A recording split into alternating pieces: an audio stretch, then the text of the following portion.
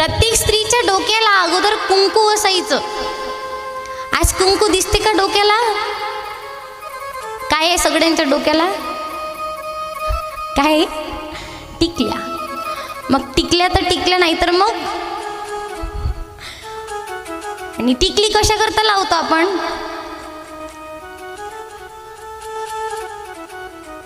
टिकली ही आपल्या सौभाग्याचं लेणं आहे.